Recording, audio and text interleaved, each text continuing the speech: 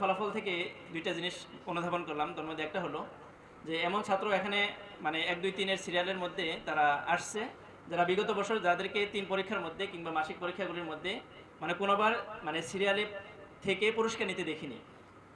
তো আলহামদুলিল্লাহ হয়তোবা তারা তাদের মেহনতটাকে ইস্তেকামাতের সাথে দৃঢ়তার সাথে চলমান রেখেছে, এই কারণে আল্লাহ তাআলা তাদেরকে সেই ফলটা দিয়েছে। তো আমরা চেষ্টা করব আমাদের মেহনতগুলিকে অব্যাহত রাখতে। দেখো, আমরা তোমাদের পিছনে যতই মেহনত করি, রাত দিন 24 ঘন্টা মেহনত করলাম, কিন্তু তোমরা ফিডব্যাক আমাদেরকে দিলা, তোমরা জিমিয়ে থাকলা, তোমরা নিজেরা মন থেকে আগ্রহ করে আমাদের মেহনতগুলির তোমরা ভালো রেসপন্স করলা না। তো ফলাফল আমরা আমাদের সারাদিনের মেহনত এগুলো বৃথা। তো আমরা স্বপ্ন দেখি একটা মাদ্রাসা, একটা শিক্ষক, তাদের কৃতিত্বগুলি হয় তোমাদের মাধ্যমে, ছাত্রদের মাধ্যমে। তো আমরা মেহনত করব, আমরা পথ দেখাবো, কিন্তু পথে তো চলতে হবে তোমাদেরকে। আমরা শুধুমাত্র তোমাদেরকে লাইট দিয়ে দেখাতে পারবো এই পথে যাও, এই অন্ধকারগুলিকে আমরা তোমাদের সরাই দিতে পারবো।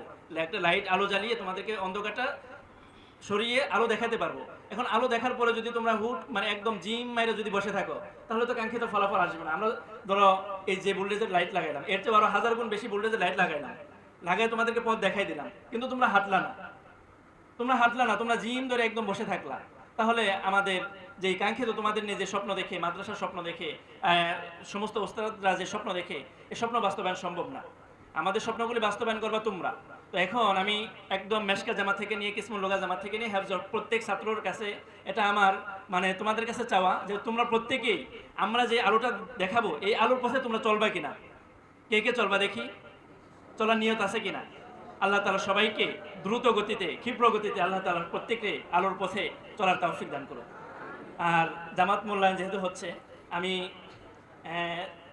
মোটামুটি 2 বারে নির্বাচিত যে জামাতে জিম্মাদার হিসেবে আছে।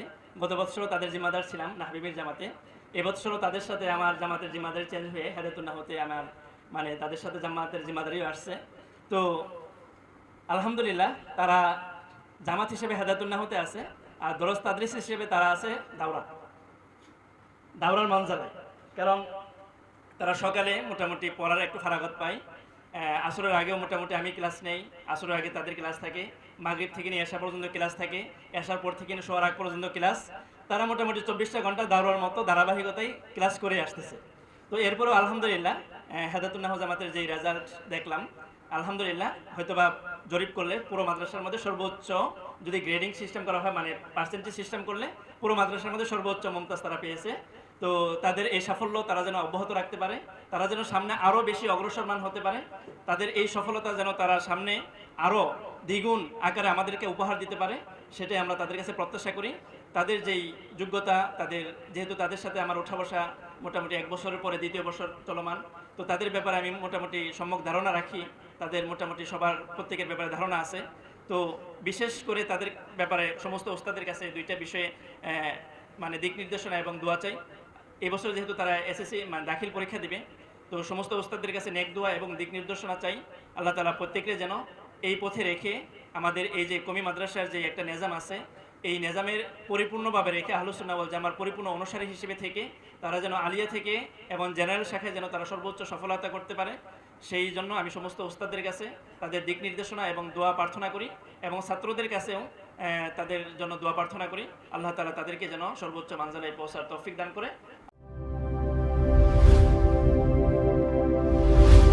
একজন আদর্শবান ও যুগ সচেতন মানুষ গঠনের প্রত্যয়